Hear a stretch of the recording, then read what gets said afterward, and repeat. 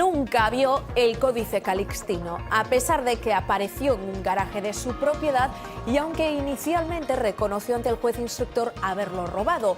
Hoy Manuel Fernández Castiñeiras, que solo ha contestado a las preguntas de su abogada, ha asegurado que no había visto nunca antes el manuscrito medieval y que sí confesó al principio lo hizo por miedo a que enviasen a su familia a la cárcel. Hoy también han declarado su hijo y su mujer. Ambos, acusados de un delito de blanqueo, han insistido en que no sabían que Manuel guardaba 1.700.000 euros en el piso. ¿Qué tal? Muy buenas noches. Los dos se desvinculan de las actividades de Fernández Castiñeiras, aunque insisten en que él siempre fue muy ahorrador. Hoy de nuevo los acusados han vuelto a repetir la misma estrategia procesal: denunciar el trato recibido por parte del juez Vázquez Taín durante su declaración. Me sentí maltratado. Mi mujer y mi hijo estaban detenidos. Empezaron a burlar de min porque como que era unha paleta, como que contestando, como... Sentíme horrible. Mire... Sentimos moi mal. Castiñeiras a la espera de conocer el veredicto del juez, que le podría llevar o no a prisión, y Bárcenas, que depositando los 200.000 euros de fianza que le ha impuesto la Audiencia Nacional, podría abandonar Soto del Real. Ya no ven riesgo de fuga y además consideran que la instrucción de la Gürtel está prácticamente agotada. 19 meses entre rejas que podrían llegar a su fin, a pesar de que la Fiscalía Anticorrupción pide para él más de 42 años de cárcel. Eso sí, lo tendrá difícil para reunir semejante cantidad de dinero. Mire, está nevando y 200.000 euros no caen del cielo. Habrá que analizar con la familia, allegados y amigos qué recursos hay, que evidentemente son prácticamente nulos. Más que nada porque Bárcenas tiene embargados todos sus bienes. Otros cumplen su particular condena, aunque no sea entre rejas. Trabajadores de Galicia en huelga, como los del Antero en Vilagarcía, que hoy cumplen 100 días de paro sin solución a la vista. Xente cansada pola situación, tantos días de folga, crees que no, económicamente, psicológicamente tamén.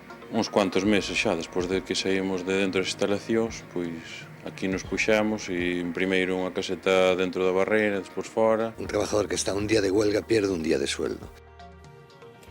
Acampados frente a sus respectivas fábricas, pasando el tiempo con una partida de cartas que les evada por un momento de su delicada situación laboral, como en la fábrica de armas de A Coruña, donde hacen turnos dentro de una caseta de obra. Ya ex empleados luchan por volver. 500 días han estado en huelga los bomberos de los parques comarcales gestionados por empresas privadas. Hoy arrancan las negociaciones con las concesionarias. El Fondo Monetario Internacional eleva hoy su previsión de crecimiento para España y la OIT, la Organización Internacional del Trabajo, pronostica que estaremos por encima del 21% de paro hasta 2019. Más allá de las cifras, el desempleo juvenil sigue siendo una realidad palpable. Solo hay que ver el éxito de iniciativas como esta. Una ONG alemana busca en A Coruña jóvenes para llevárselos al país germano para que estudien allí la FP Dual. Formación, clases de alemán y un empleo durante 3 años cobrando 800 euros al mes. Hay más de 70 inscritos, aunque solo 17 serán seleccionados. No damos abasto con tantas llamadas de la gente. En Alemania hay trabajo. Trabajo hay mucho y la principal barrera, como ya te digo, es el idioma.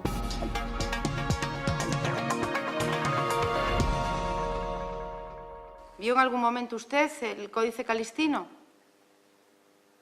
No. Le dijeron que lo habían encontrado. ¿Quién se lo dijo? La policía cuando estaba en el calabozo.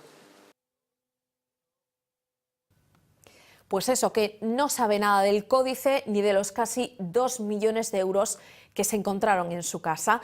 En apenas 5 minutos, Manuel Fernández Castiñeiras desmintió todo lo que había reconocido en su primera declaración ante el juez Taín, esa en la que confesó el robo. Ahora asegura que le presionaron. Era sin duda la versión más esperada de un juicio en el que también han declarado su mujer y su hijo. Ambos aseguran que no saben nada del dinero. Máxima expectación, Fernández Castiñeiras rompía su silencio, aunque a medias solo respondería a las preguntas de su abogada. 7 minutos para asegurar que el códice ni lo vio y negar que el dinero que apareció en su casa fuera robado. ¿El dinero que ganaba, qué hacía con él? Lo guardaba en casa. Y a veces prestaba así a la gente necesitada bajo interés. Arremetió contra el juez instructor, del que sugirió que lo presionó para que confesara. Mi mujer y mi hijo estaban detenidos. Me dijeron que si no declaraba que estaría en prisión, el juez se burló de mí. Una versión con la que contradice su primera declaración judicial, en la que confesó el robo y que tuvo que escuchar hoy a petición de la Fiscalía. Vio la puerta abierta, lo cogió y se lo llevó. Aproveché la ocasión. Vale. Si no fue premeditado. Y allí me lo llevé. Ni se inmutó durante la reproducción del vídeo, tampoco cuando declararon su mujer y su hijo que se desentendieron del dinero incautado. Me sentía traicionado porque sabía que mi padre tenía cosas allí antes de yo ir a vivir allí y que no era un dinero ni que lo necesitase ni que fuera mío. Eu non sabía que o sabía. E ademais eu son unha persona que de forrar, nada máis que de forrar. El tamén, demasiado. Que anda con zapatos rotos por non comprar outros. Antes de sus declaraciones, el juez se pronunció sobre la nulidad del procedimiento que solicitó la defensa, aunque lo único que anuló fue la colocación de micrófonos en el domicilio de Castiñeiras, algo que no interfiere en el juicio que afronta su tercera sesión. Tras la declaración de los acusados, el turno es ahora para los testigos. Mañana uno de los más esperados, el exdeán de la Catedral, José María Díaz. Una de cal y otra de arena. Ayer Bárcenas se quedó sin abogado. Hoy ha sabido que podrá salir de la cárcel depositando una fianza de 200.000 euros. La Audiencia Nacional ya no ve riesgo de fuga y además considera que la instrucción del caso Gürtel está prácticamente agotada. El ex tesorero del PP tendrá que tirar de familia y amigos porque el juez Ruz le ha embargado todos los bienes. Hace 19 meses Luis Bárcenas era trasladado en este furgón de la Guardia Civil a la prisión de Soto del Real. El juez Pablo Ruz tomaba esa decisión tras comprobar, entre otras cosas, que esta entidad bancaria de Ginebra era prácticamente el segundo hogar del extesorero popular.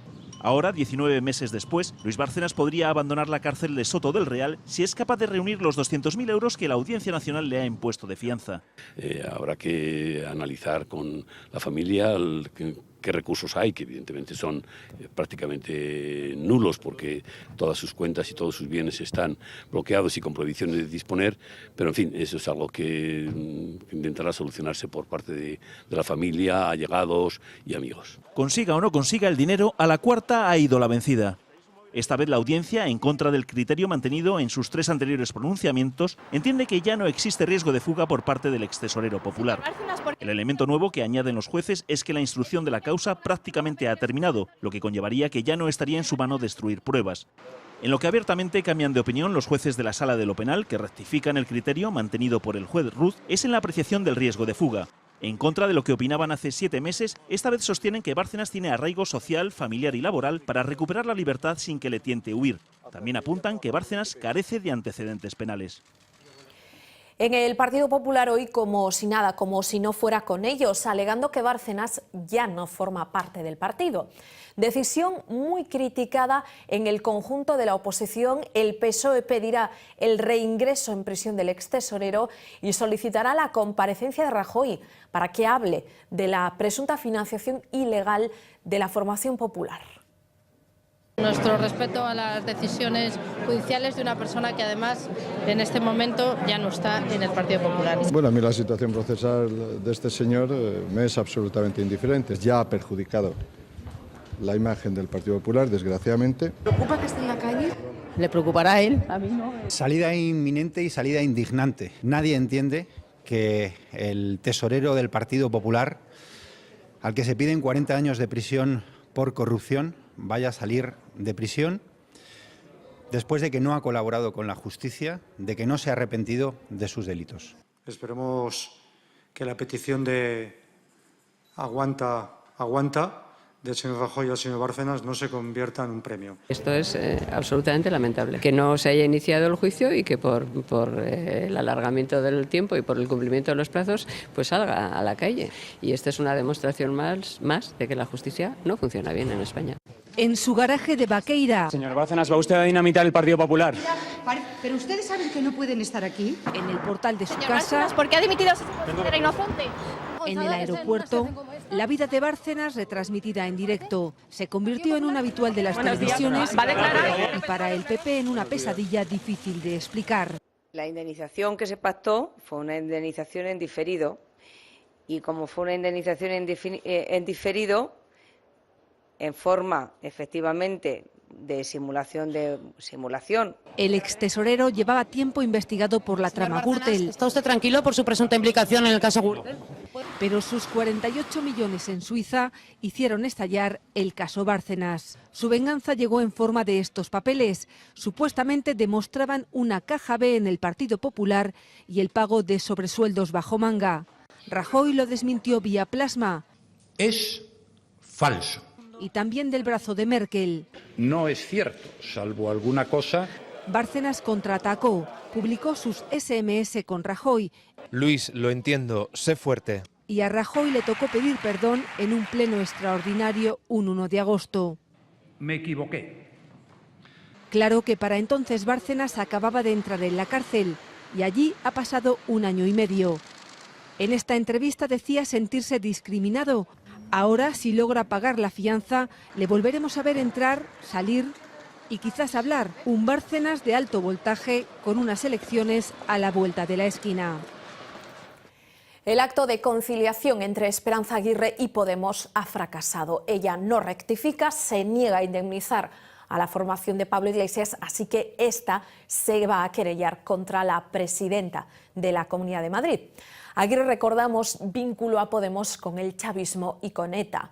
Ella se defiende diciendo que es víctima de un ataque a la libertad de expresión. Esperanza Aguirre llegaba a los juzgados como siempre, dispuesta a hablar, pero no a dar su brazo a torcer.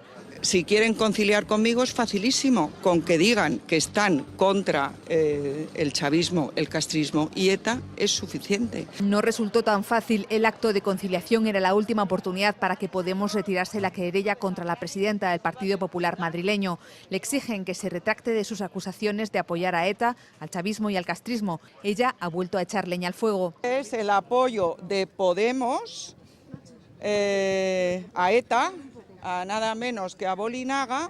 Exhibiendo el tuit de una cuenta de la que Podemos se ha desvinculado. Ante el juez ha asegurado que sus afirmaciones se basan en la prensa. Lo que no puede de ninguna manera es que una querella se ponga por haber leído los titulares de portada de 2 de los periódicos de máxima difusión. Para Podemos, las afirmaciones de Aguirre han sido sobradamente desmentidas. Podemos condena la actividad de ETA. Creen que las acusaciones populares desvirtúan el debate político. Lo que hay que hacer es debatir con ideas y defenderse, no lanzar calumnias e injurias. Sin acuerdo de conciliación, la querella de Podemos seguirá su curso en los tribunales. Lo que sí queda archivado es otro caso que tiene también como protagonista a Esperanza Aguirre, el caso del famoso incidente de tráfico. El juez duda de la versión ofrecida por los agentes que intentaron multar a la política popular por estacionar su vehículo en un carril bus de la Gran Vía madrileña. Dice el magistrado que no ha quedado suficientemente probada la desobediencia de Aguirre ni las lesiones por imprudencia que le achacaban, daños causados supuestamente a una motocicleta que habría golpeado con su coche. El camino hacia las municipales de mayo queda ahora más despejado para ella porque una condena hubiese sido un duro varapalo para su candidatura. Emulando a Bárcenas, pero fuera de prisión de momento, Diego Torres, el que fuera socio de Iñaki Urdangarín, ha concedido una entrevista a Vanity Fair. Entre otras cosas, asegura que el rey Juan Carlos hizo gestiones para conseguir más de 100 millones para NOS. Que la infanta Cristina estaba al corriente de todo, de los negocios de su marido, también lo estaba el secretario de la infanta, García Revenga. que desde que comenzaron las investigaciones se ha sentido perseguido, que ha llegado a temer por su vida. Habla de la colocación de micrófonos en su casa y de que el abogado del Duque de Palma, Pascual Vives, le llegó a ofrecer 200.000 euros y un trabajo en Argentina a cambio de que asumiese más culpabilidad, ofertas que habrían llegado incluso al 1.000.000 de euros. Me pasaría el día diciendo cosas. Mi trabajo es defender al señor Urdangarín. Buenos días. Movimiento policial en el Palau de les Arts de Valencia. Agentes de la UDEF registraban hoy el edificio y detenían a su intendente, Helga Smith, y al exgerente Ernesto Moreno. Un informe estudiado por la Fiscalía revela que Smith habría realizado contratos que incumplían la ley, adjudicando sin publicidad ni concurrencia a una empresa en la que casualmente ella misma era consejera. Se investiga un supuesto cobro de comisiones ilegales por importe de $500.000 de euros. Feijóo comparecerá el próximo martes para presentar sus propuestas de impulso democrático, lo que es lo mismo, contra la corrupción. Se trata de una batería de 40 medidas. Antes de conocerlas al detalle, ya han levantado ampollas entre la oposición.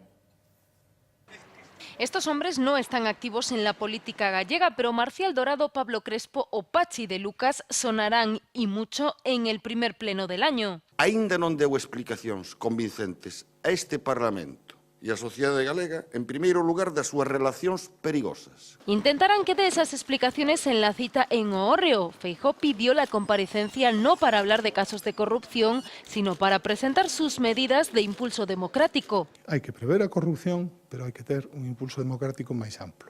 Una batería de 40 propuestas que la oposición analizará y valorará públicamente, pero poco más. Vai comparecer o presidente onde non vai haber votacións. El formato del debate no permite presentar ni aprobar medidas al margen de las del presidente. Que é unha tomadura de pelo e que simplemente isto que significa que é unha parodia de comparecencia. Utilizando os diputados e diputadas como ouvintes. Se di que se va a estar de ointes cando do que se va a estar de falantes. Con esta tensión previa no se prevén grandes pactos. Se o presidente non ven, fuxe dos debates, e se ven isto é un teatro, un lavado de cara. Ni tampoco se espera autocrítica ni por parte del gobierno ni por parte del primer partido de la oposición. Ambos mantienen diputados imputados en sus escaños. Os que xa se produciron están nos tribunais ou deben de estar. Lo que no impide que muchos estén también en el hemiciclo. España se encuentra en un círculo virtuoso de aumento de confianza y generación de inversión. Son las palabras que le ha dedicado a nuestro país el FMI. Espaldarazo del Fondo Monetario a las políticas de Rajoy, aunque insisten en que la tasa de empleo, demasiado alta, está llevando al auge a partidos populistas. Dice estar preocupado el FMI por estas formaciones enemigas, dicen, de la estabilidad. Recado electoral desde Washington, mientras que elevan por sexta vez la previsión de crecimiento para España. Ahora calculan que creceremos un 2% este 2015. La de cal la daba hoy la Organización Internacional del Trabajo. Según sus pronósticos, la tasa de paro en nuestro país irá bajando en los próximos años, pero seguirá por encima del 21% hasta 2019. A la ministra de Empleo le tocaba hoy valorar estas cifras desde Vigo. Las previsiones de crecimiento económico del FMI para España han formado buena parte del discurso de la ministra de Empleo en su visita a Vigo, aunque Fátima Báñez también ha puesto en duda la elevada tasa de paro que augura la OIT para 2020. Seguiremos venciendo con datos reales a las cifras oficiales y entre 2014 y 2015 en nuestro país se creará más de 1 millón de empleos. Preocupémonos dos problemas e non dun análisis que a min a día de hoxe me parece moi utópico por parte de que nos gobernan. Es un año para la confianza, es un año para la esperanza, es un año para el optimismo. Un optimismo del que ha hecho partícipe a Galicia. Sin duda ninguna tiene mucho que ver también en ese crecimiento el dinamismo de Galicia. A relación de Galicia con España é absolutamente divergente, ¿no? También destacó la labor del gobierno autonómico en la adjudicación de las furgonetas K9 para la planta viguesa de Citroën, cuyas instalaciones visitó antes de compartir mesa y mantel con empresarios gallegos. Los reconocimientos a la Xunta también se centraron en la reducción de la tasa de desempleo juvenil en Galicia. Ha bajado en el último año, en el año 2014, un 22%, apoyando el empleo, apoyando sus oportunidades. Oportunidades para los jóvenes que de media y según datos de la agencia tributaria no superan los 6.400 euros al año de retribución, 3.000 euros menos que la media española y un 30% menos del salario mínimo. 2.740.000 habitantes. Esa es la población de Galicia a 1 de enero de 2014. Nuestra comunidad perdió en el último año algo más de 17.000 habitantes, un 0,62% frente al 0,29% que perdió el conjunto de España, la media española. Datos que publica este martes el Instituto Nacional de Estadística. Todas las provincias gallegas perdieron vecinos y salvo la ciudad de Pontevedra, que ganó 12 habitantes, el resto de las principales urbes también restó población a su censo. El sector lácteo se enfrenta a uno de sus años más complicados. En abril se acaban las cuotas y siguen vendiendo por debajo de los costes de producción. Los ganaderos intentan estos días hacer un frente común en Galicia para presionar en Madrid ante el Ministerio.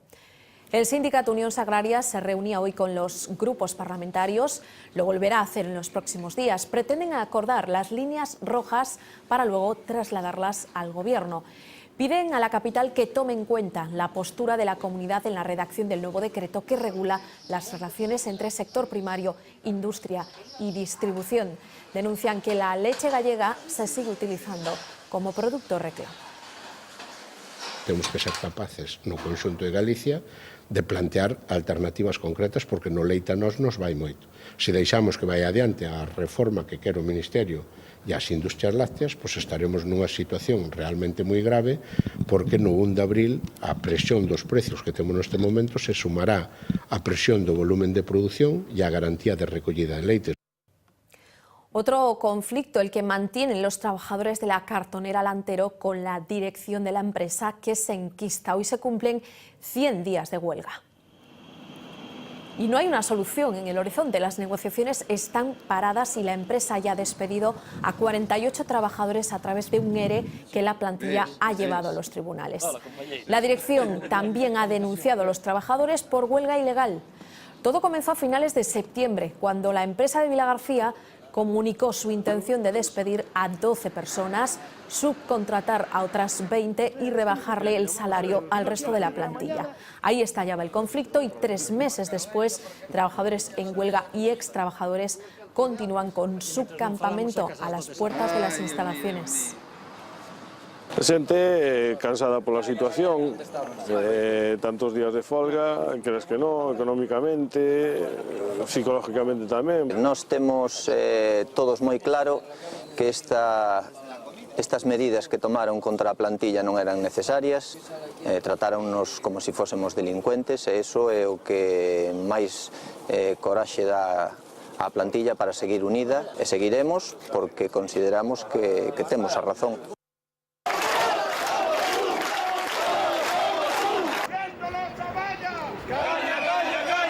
Es la banda sonora de los conflictos laborales que han desembocado en Galicia en huelgas cronificadas, manifestaciones recurrentes o encierros imposibles. Medidas de presión que no siempre han dado los frutos esperados. Despois de que saímos de dentro das instalacións, pois aquí nos puxamos e primeiro unha caseta dentro da barreira, despois fora. Son exempleados de la fábrica de armas de A Coruña.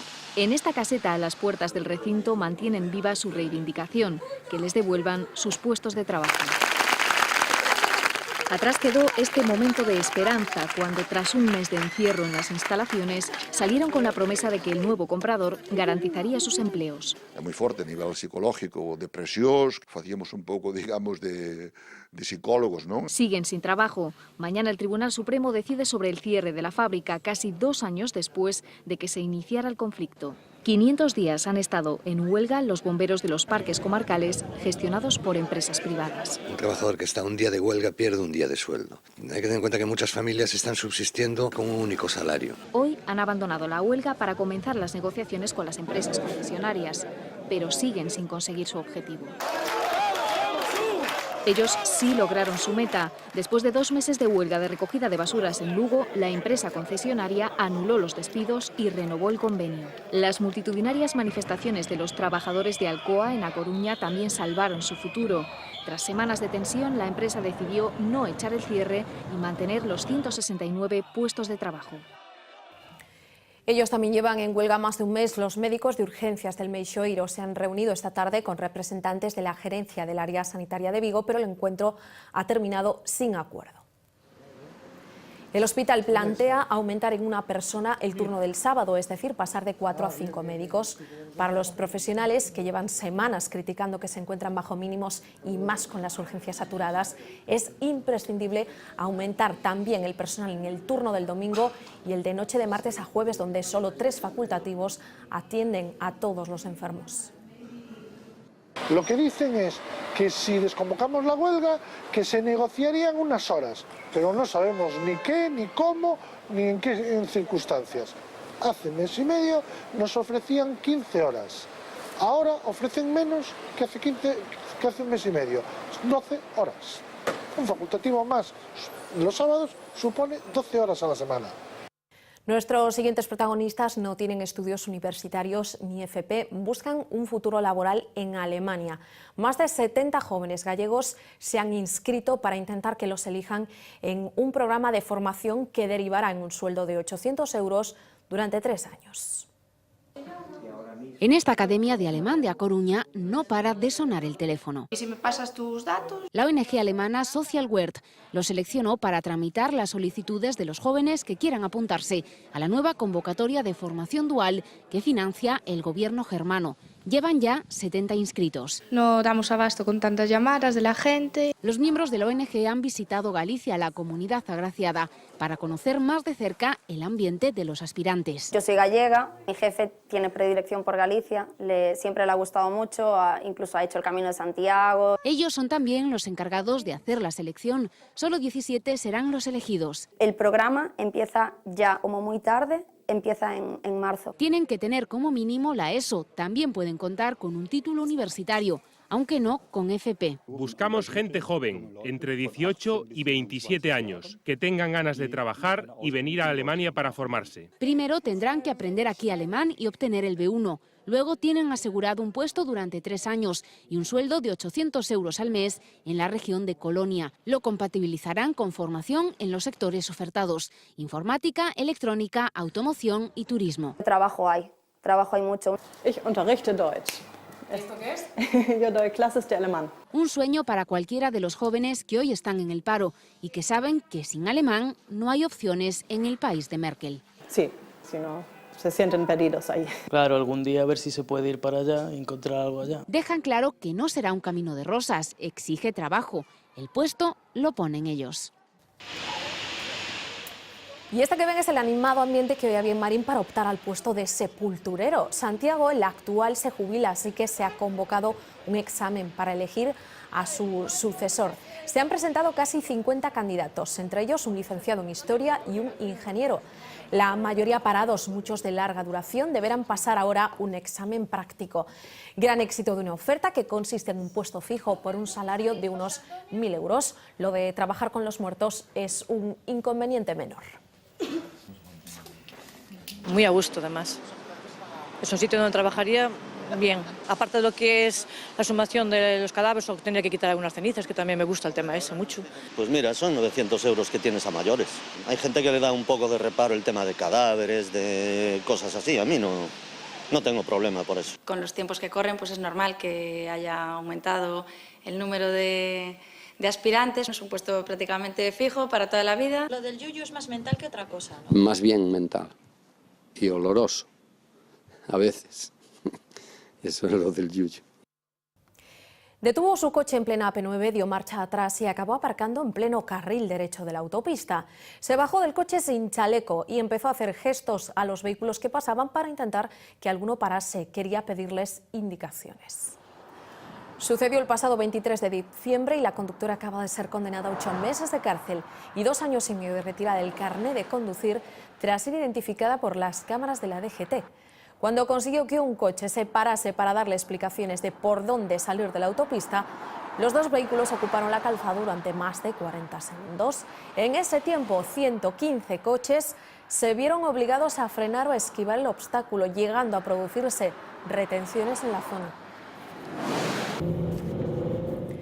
Nueva operación contra el narcotráfico relacionada con Galicia. La trama, dirigida por un hombre de unos 60 años, pretendía introducir en nuestro país 47 kilos de cocaína. Y lo iban a hacer así, en 2 maletas. Fueron interceptadas en el aeropuerto de Lisboa, recién llegadas de Caracas. La Guardia Civil seguía desde hacía meses a los sospechosos.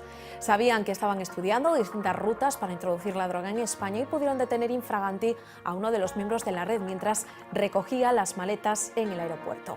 Al enterarse de que habían arrestado a su lugarteniente, el cabecilla intentó escapar, pero fue detenido en la AP9 a la altura de Santiago.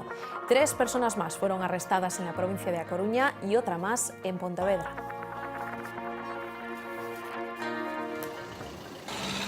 El hombre detenido por la muerte de un niño de 2 años en Oviedo ha negado hoy su implicación en los hechos. Ha responsabilizado a su pareja, la madre del pequeño, cuyo cadáver fue localizado junto a unas vías de tren el pasado mes de noviembre. Él se inculpó entonces cuando ambos fueron detenidos en León. Asegura que lo hizo tras llegar a un pacto con ella porque estaba embarazada y que después rompió el acuerdo al enterarse de que ésta había decidido abortar.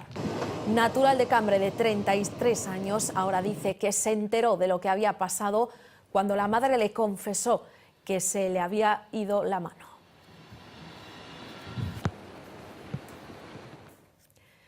La previsión decía que hoy nevaría a 600 metros, pero ha sido en las zonas más altas donde la acumulación de nieve ha causado importantes problemas. 724 niños del Lugo y Ourense se quedaron sin clase. Tocaba aprovechar el día para jugar, eso los más pequeños.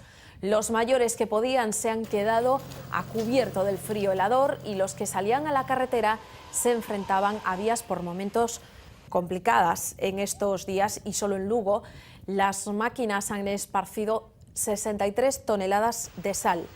Los peregrinos que estos días pasan por Pedrafita se llevan imágenes imborrables de un paisaje de película. Mañana la cota de nieve regresa a los 1000 metros. En el mar habrá alerta naranja. Venimos a enseñarle la nieve al niño, que va a hacer 2 años y aún no la vio. Y venimos a ver que vea un poco el ambiente de nevada y eso. No, poco. Tenía que nevar más. Lo teníamos planeado desde hace ya tiempo y yo que nunca he visto la nieve en mi vida y me hacía muchísima ilusión. Hace mucho frío, pero bueno, muy contenta. Bueno, pues vamos a preguntarle si efectivamente hacía mucho frío a Xavi, que ha estado por allí, por esa zona de Pedrafita. Muy buenas. Muy buenas, Xavi. Pues sí, hacía mucho frío en Pedrafita. Y hoy precisamente es la nieve la protagonista de nuestras historias del tiempo. Efectivamente, por fin he estado en Pedrafita y por fin he podido sentir el tacto, verla de cerca y he estado hasta allí. Hoy la cota ha estado, antes de nada, decir que ha estado sobre los 600 metros y por tanto allí ha nevado bastante, he encontrado bastante nieve. Y he ido allí porque hoy queremos explicarles a nuestros espectadores algunos fenómenos y características relacionadas con la nieve, como por ejemplo explicar el fenómeno, también por qué la nieve es blanca, por qué los copos de nieve tienen esta espectacular forma y además otra de las cosas muy peculiares de la nieve es la ausencia de sonido, la calma que transmite los paisajes con nieve, que es una maravilla. Bueno, pues vamos a vivir ese auténtico paraíso nevado que ha experimentado hoy nuestro compañero y que comparte hoy con todos nosotros.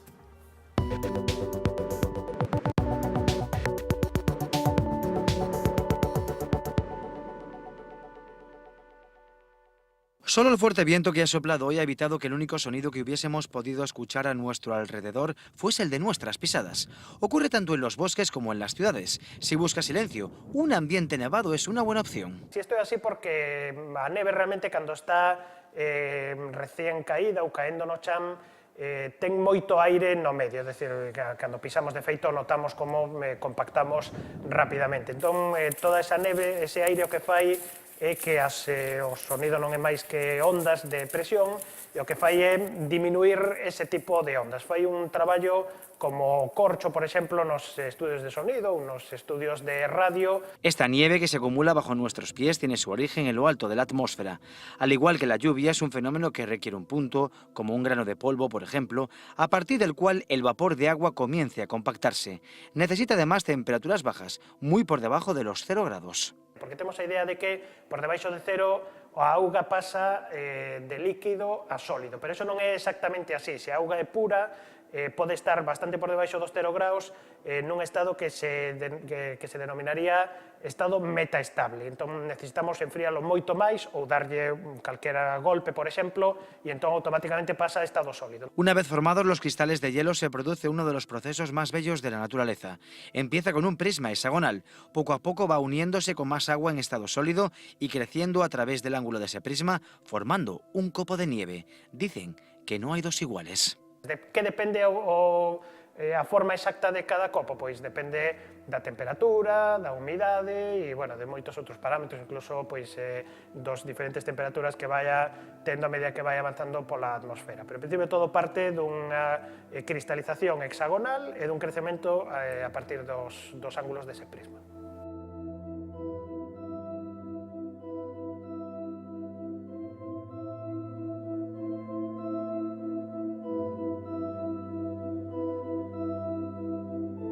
Un famoso pintor dijo una vez que los colores son lugares donde nuestro cerebro y el universo se encuentran. Hoy hemos encontrado todo blanco, el color de la nieve.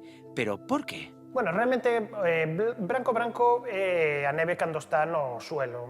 Ás veces, se o copo de neve é suficientemente grande, pois tamén o vemos branco, pero non necesariamente. Pero o porqué é porque a neve ten un albedo moi alto. A neve prácticamente reflexa toda a luz que lle chega. A luz solar está composta por todas as cores, como ben sabemos, no espectro visible, e ao reflexar todas elas, pois o que estamos vendo é unha luz branca. Isto, bueno, pois ten a súa importancia dende un punto de vista climático, por exemplo, porque cando o planeta estea máis cuberto de neve, pois vai a reflexar máis radiación solar, e se esta neve desaparece, por exemplo, no Ártico, pois esa radiación solar vai a ser absorbida. Seguro que muchos de ustedes están esperando la oportunidad para poder disfrutar de la nieve. Mientras tanto, nosotros la compartimos.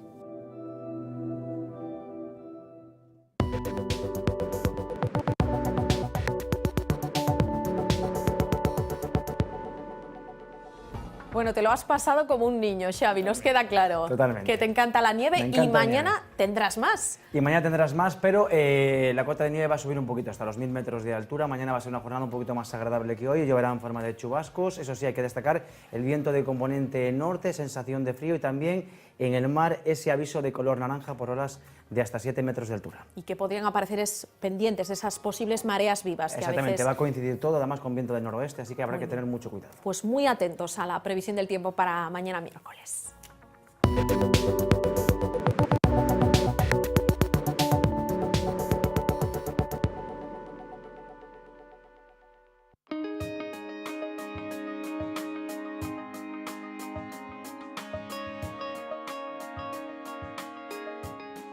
Este miércoles Galicia estará en una situación intermedia entre una borrasca localizada en las Islas Británicas y el anticiclón centrado en las Azores. Con esta configuración se esperan intervalos nubosos con chubascos que serán de nieve por encima de los 1000 metros, subiendo la cota hasta los 1100 metros por la noche. En cuanto a las temperaturas, se mantendrán sin cambios significativos, con máximas que no van a superar los 12 grados. Los vientos soplarán del noroeste fuertes en la costa y en las zonas altas del interior y moderados en el resto de la comunidad.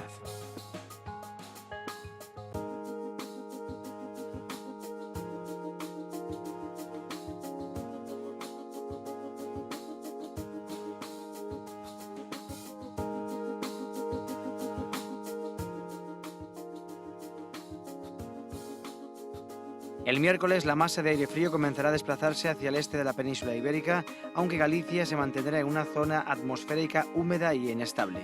De esta forma van a predominar los cielos cubiertos con lluvias generalizadas. Por la noche esas lluvias irán disminuyendo en intensidad y solo se van a registrar de forma más intermitente. La cota de nieve se va a situar en torno a los 1200 metros por la mañana, ascendiendo de forma progresiva. Las temperaturas ascenderán también de forma ligera tanto las máximas como las mínimas. Los vientos seguirán soplando de noroeste, moderados en el interior, disminuyendo en intensidad por la noche. Y el viernes Galicia quedará bajo la influencia del anticiclón oceánico con régimen de vientos de noroeste. Un frente conseguirá aproximarse, eso sí, por el norte, manteniendo el predominio de cielos muy nubosos con lluvias débiles que serán más probables en la mitad norte. Las temperaturas mínimas ascenderán moderadamente, mientras que las máximas se mantendrán sin grandes novedades. Comprobamos ahora, como siempre, el estado de la mar, que espera este miércoles y sigue activado, atención, ese aviso de color naranja en toda la costa por fuerte oleaje. En las Rías Baixas soplará viento de noroeste con fuerza de 5 a 7, fuerte marejada con visibilidad regular y con mar de fondo de noroeste con olas que podrían alcanzar los 6 metros de altura. En la Costa de la Morte, viento de noroeste con fuerza de 5 hasta 7, mar muy gruesa, fuerte marejada con visibilidad regular y con mar de fondo de noroeste con olas que también podrían alcanzar o superar los 6 metros de altura. En la zona de Arte-Boribares, viento de noroeste con fuerza de 5 a 6, fuerte marejada con visibilidad regular y con mar de fondo de noroeste con olas de 5 a 7 metros. Y por último, en la costa cantábrica, viento de noroeste con fuerza de 6 a 7, mar muy gruesa, con visibilidad regular y con mar de fondo de noroeste con olas que también podrían alcanzar los 7 metros de altura.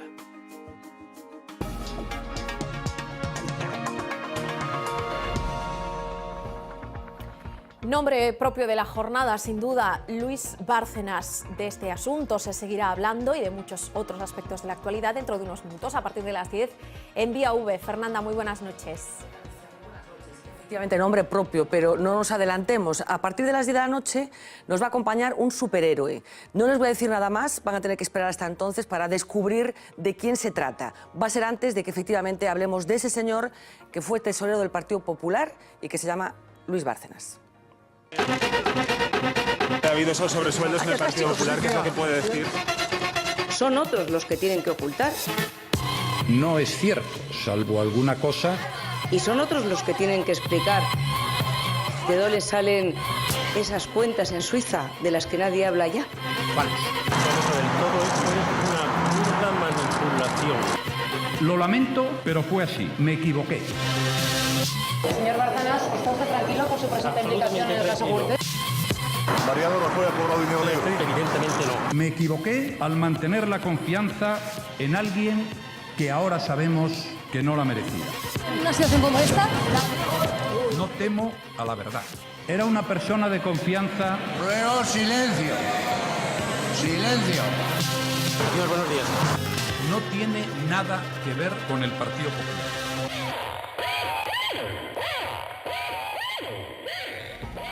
Vía V, como todos los días a partir de las 10, nosotros hacemos un breve descanso en el camino y a la vuelta hablamos de la que dicen es la máquina más perfecta y a su vez la estructura más compleja del universo. Hasta ahora.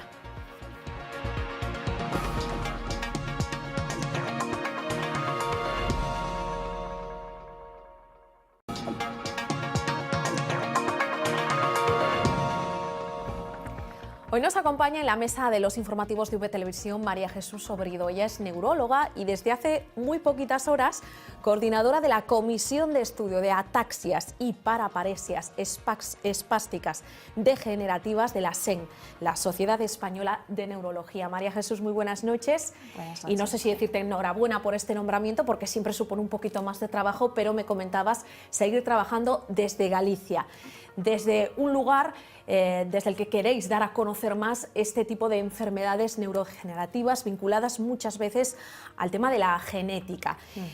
María Jesús, dos enfermedades estas, ataxia y en concreto, a ver si lo digo bien de segundas, paraparesia espástica degenerativa, muy desconocidas. ¿En qué consisten? Porque están muy relacionadas con la actividad cerebral, con nuestro cerebro. Sí, por supuesto. Bueno, en primer lugar, muchísimas gracias a vosotros por la invitación y buenas noches a todos. Efectivamente, lo has pronunciado bien, son paraparesias espásticas y ataxias y paraparesias espásticas. Son un grupo de enfermedades neurodegenerativas, realmente son muchas enfermedades que tienen características en comunes y tienen que ver con un mal funcionamiento de nuestro encéfalo, el cerebelo y la médula espinal, ¿no? Y eso en lo que consisten. Son muchas veces genéticas, aunque no siempre, y aunque individualmente cada una de ellas son enfermedades, digamos, minoritarias, poco frecuentes, en realidad en conjunto, pues ya no son tan poco frecuentes, ¿no? como síndrome. Y bueno, pues esta comisión se encarga de eso, es una comisión que es de las más jóvenes de la SEN, hace 4 años que se constituyó, y bueno, pues yo creo que que ya es una buena noticia que en la Sociedad Española de Neurología haya una comisión dedicada específicamente al estudio de este grupo de enfermedades, ¿no? Tengo el placer y el honor de coordinarla ahora y bueno, pues allá estamos, a trabajar por ello. ¿Cómo abordáis vosotros, María Jesús, el estudio de estas enfermedades? ¿Directamente estudiando el cerebro o, no sé, de alguna otra manera? Bueno, de muchas maneras, ¿no? El primer abordaje siempre es clínico, la primera manera de enfocar la enfermedad es, como siempre en medicina, el examen del paciente, que te permite saber por dónde está el problema, luego vas focalizando un poquito más, vas viendo aspectos concretos que pueden diferenciar un tipo de otro, y luego están todas las pruebas complementarias de las que disponemos hoy en día en neurología, pruebas neurofisiológicas, potenciales evocados que nos ayudan a ver de manera indirecta cómo funcionan pues, todos las redes y circuitos neuronales, por supuesto la neuroimagen y por supuesto la genética también, como muy bien has mencionado, que hoy en día para este tipo de enfermedades es un conjunto de pruebas absolutamente imprescindible, quiero decir, absolutamente fundamental, ¿no? Es uno de los objetivos que tenemos un poco marcados como comisión, es tratar de empujar el desarrollo de los estudios genéticos que estén al alcance de todos los pacientes, que hoy en día pues desgraciadamente no lo están. Los estudios genéticos pues han evolucionado mucho, como ya sabéis, pero tienen que dar el salto de realmente ponerse al alcance de un poco la ciudadanía general, ¿no? Que no dependa de si el hospital de referencia de un paciente es un hospital de tercer nivel u otro hospital. Este tipo de objetivos son los que perseguimos. ¿Hay un perfil tipo de afectado por estas enfermedades neurodegenerativas? Pues un género, un sexo preeminente, hombre o mujer, una edad. Para nada, no. Son enfermedades que afectan a ambos sexos. Como digo, no es una única enfermedad. Son unos pocos cientos de enfermedades seguramente con distintas causas, que lo que ocurre es que se manifiestan por síntomas neurológicos similares y pueden afectar a todas las edades, ¿no? Es cierto que muchas enfermedades neurodegenerativas, entre las cuales están estas, se asocian un poco con el envejecimiento, muchas de ellas se manifiestan pues, a partir de cierta edad de la vida, pero otras muchas no. Hay algunas que son la gente pensando a lo congénitas. mejor en Parkinson, en Alzheimer seguramente. Exacto, bueno, y harían bien, ¿no?, en pensar porque tienen una cierta relación en el sentido de que son trastornos muchas veces, como digo, pues asociados a la edad y que empiezan pues, en la edad adulta o incluso en épocas tardías de la vida, pero no siempre es así. Y hay formas de ataxia que empiezan, pues, algunas empiezan pues, con el nacimiento, son congénitas, y hay otras que empiezan, pues, desgraciadamente, pues, en la infancia o en la juventud temprana, ¿no? Una de las más frecuentes, por ejemplo, la ataxia de Friedreich, pues afecta a gente muy joven. Entonces, no todas se relacionan con el envejecimiento en edades muy avanzadas. Claro. Oye, María Jesús, me llama mucho la atención ese descubrimiento de esa ataxia, entre comillas, gallega. Descubristeis una variante que afecta especialmente a la zona de la Costa da Morte. ¿Por qué? ¿Por qué la descubrimos o por qué afecta ¿Por qué afecta sobre todo Costa da Morte? especialmente a esa zona? Sí, bueno, la ataxia de la Costa da Morte, que concretamente es la ataxia, la SK36 también, lo cual ya te da una idea de cuántas hay, ¿no? Llevamos por 40 y pico. Afecta a esa zona porque es una de las muchas ataxias genéticas que hay. Y muchas enfermedades genéticas se encuentran pues, ubicadas en torno a una zona geográfica pues, por el devenir histórico y por cómo ha sido un poco la evolución de las poblaciones humanas, ¿no? Entonces, si pensamos que la mutación que la originó surgió, bueno, según nuestros cálculos, ya pues, hace unos cuantos siglos, en un momento determinado en una persona, pues esa persona andaría por allí y durante muchos siglos no hubo, digamos, gran trasvase migratorio de la población fuera de esa zona, ¿no? Las comunicaciones no eran las actuales. Entonces, es esa la razón por la que los pacientes con este tipo de ataxia están en Galicia. Hoy en día, lógicamente, ya nos salimos y entramos más, nos mezclamos más, pero luego hay otras formas genéticas de ataxia cuya incidencia es mayor en otras zonas geográficas de nuestro país, ¿no?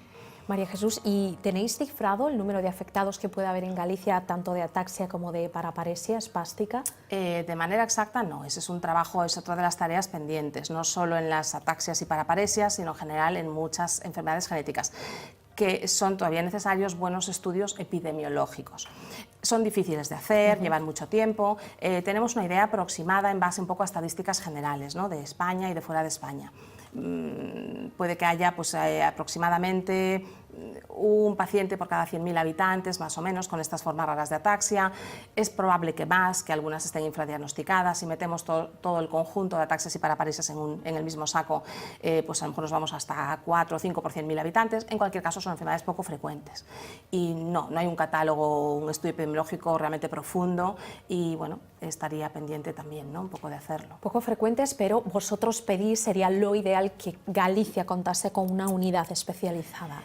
Exactamente, ¿no? Precisamente por ser enfermedades relativamente poco frecuentes comparadas con otras, la enfermedad de Parkinson, la enfermedad de Alzheimer y otras que tratamos en neurología, es muy necesario que existan unidades de referencia. Y el Ministerio de Sanidad contempla la existencia de los CESUR, los Centros y Servicios y Unidades de Referencia. Está definido qué es lo que tiene que ser un centro de referencia, qué características tiene que cumplir, y en España hay 5 centros de referencia para ataxias y paraparesias espásticas, ninguno en Galicia. Entonces, Galicia necesita un centro de referencia para que, pues, este tipo de pacientes, que son enfermedades complejas, enfermedades crónicas, con diversos tipos de problemas derivados de ellas, pues puedan ser estudiados en un lugar donde haya un equipo multidisciplinar que sea capaz de abordar tanto el análisis neurológico, el estudio de imagen, el estudio genético, pues la rehabilitación adecuada, la ortopedia del pie, el problema de la columna, en fin, son pacientes que tienen múltiples problemas y que requieren atención, ¿no? Entonces, aprovecho la oportunidad que me dais, porque además creo que es mi obligación, un poco pues para reivindicar que se dote a Galicia de una unidad de referencia para ataxias y paraparesias. Vosotros trabajáis, los neurólogos, con el sistema nervioso, con el cerebro, que dicen es la máquina más perfecta que existe, y con funciones que algunas, no todas, pero algunas, ninguna máquina, ningún ordenador puede de momento realizar. Sin duda, conocer mejor nuestro cerebro podría significar en el futuro el abordar, y no solo abordar, sino curar muchas de las enfermedades que hoy no tienen cura. Hasta ese punto es importante el estudio de nuestro cerebro. Por supuesto, quiero decir, tienes toda la razón. El cerebro es muy complejo y lo vamos conociendo, pero bueno, es un gran misterio todavía para los neurólogos también y bueno, y a medida que profundicemos en realmente, no sé si algún día llegaremos a ese nivel fino de realmente de comprensión que permita imitar algo más allá que burdamente lo que nuestro cerebro es capaz de hacer, pero bueno, es parte del camino que hay que recorrer, ¿no? Y conocerlo a nivel de la función neuronal y también, muy importante, a nivel molecular, a nivel de las proteínas y sus funciones, sus interacciones. Es un poco donde estamos desde el grupo de investigación, desde la genética, bueno, pues tratando de llegar al cerebro y su funcionamiento desde la molécula, para eventualmente pues poder interferir sobre esos procesos neurodegenerativos y al menos frenarlos en primer lugar y revertirlos ya. Y una pregunta, Jesús, ¿tiene límites el cerebro humano? ¿Hasta dónde puede llegar? Vosotros habréis planteado esa pregunta muchas veces. Bueno, es una pregunta cuasi filosófica, ¿no? Límites desde qué perspectiva, desde el punto de vista, pues probablemente de cálculo, desde el punto de vista cognitivo, desde el punto de vista motor. A ver, si la biología tiene límites, ¿no? Nuestras funciones, o sea, hay límites a lo que, tanto desde el punto de vista de pervivencia de una célula, como de hasta dónde sus conexiones y sus funciones pueden llegar. Lo que ocurre es que probablemente esos límites no estamos todavía en un punto donde seamos capaces de explorar exactamente dónde están, ¿no? Y también depende mucho de qué aspectos, qué facetas de la función cerebral realmente pues estemos estudiando, ¿no? Parece todavía ciencia ficción pensar a día de hoy que se pueda llegar a trasplantar un cerebro, incluso a clonar un cerebro o a crear cerebros artificiales. ¿Crees que llegaremos a ese punto algún día? A clonar un cerebro no lo creo, no. A trasplantar un cerebro tampoco lo creo, no. A ver, el cerebro, tal y como lo concebimos de una persona, un ser humano adulto, es fruto de una serie de la evolución específica de la idiosincrasia de ese propio cerebro, ¿no? Entonces, de manera con que llegaras a clonar a ese individuo, que bueno, es posible que podamos llegar, pero no sería ese individuo, sería biológicamente muy similar, pero sería un cerebro diferente, porque está hecho de todas las conexiones que se han ido formando a lo largo de su vida, derivados de su experiencia, de su trayectoria vital, ¿no? No vamos a poder clonar otra vez todas las experiencias atravesadas por ese por ese cerebro y por ese individuo. Por tanto, creo rotundamente que no vamos a clonar ningún cerebro. Que vayamos a hacer trasplantes de pequeños aspectos, de pequeñas zonitas con funciones muy concretas, por ejemplo, de alguna zona que pues, se encarga de mover mi dedo meñique, pues ¿por qué he perdido esa función? Bueno, eso es posible. Un poco, ahí están un poco algunos intentos de terapias con células madre injertadas, reparadas o con un vector que le proporciona la proteína que le faltaba. Bueno, hay un camino todavía también largo por andar. Ese tipo de cosas sí las vamos a, yo pienso que sí las vamos a ir pudiendo hacer, ¿no? Regenerar zonas infartadas, por ejemplo, después del ictus, pero bueno, eso está lejos de ser, digamos, que la reproducción del cerebro tal y como era, ¿no? Leyendo un poquito lo que comentabais estos días a raíz de vuestro nombramiento como coordinadores en la SEN, tu compañero Manuel Arias, del Grupo de Humanidades e Historia, decía concretamente que nuestra forma de percibir la música, de entender el arte, las diferencias de cerebros entre hombres y mujeres, porque son distintos, hay que decirlo, e incluso comentaba el éxito de personajes tan de actualidad como el pequeño Nicolás o el líder de Podemos, de Pablo Iglesias. Todo eso tiene que ver con la neurología. Bueno, sin duda, si pensamos que con la neurología o con la neurociencia, ¿no? Un sentido, diría yo, más amplio de la palabra, que al fin y al cabo la neurología, pues bueno, puede entenderse como una disciplina de las neurociencias que se ocupa pues, de estudiar la patología del cerebro y tratar de repararla, pero sin duda ninguna, es que todo realmente está en nuestro cerebro. Es decir, el cerebro es pues el órgano por excelencia que realmente representa quién soy, ¿no? Quién soy, cómo percibo lo que me estás preguntando, cómo reacciono ante ciertos estímulos y cómo reacciono ante personajes famosos, etcétera. Entonces, desde ese punto de vista, sin duda ninguna, ¿no? Pues llegar a ser los seres humanos que somos, pues porque nuestro cerebro se ha desarrollado de esa manera y no de otra. Bueno, pues nada, que a lo mejor hasta el Partido Popular le encarga a un equipo de neurólogos que se ponga a investigar ese auge de Podemos, a ver por qué tiene tanto éxito Pablo Iglesias. Bueno, pues sería una investigación a lo mejor para otra comisión, no para la de ataxias y para paresias espásticas, pero bueno, puede ser una investigación interesante.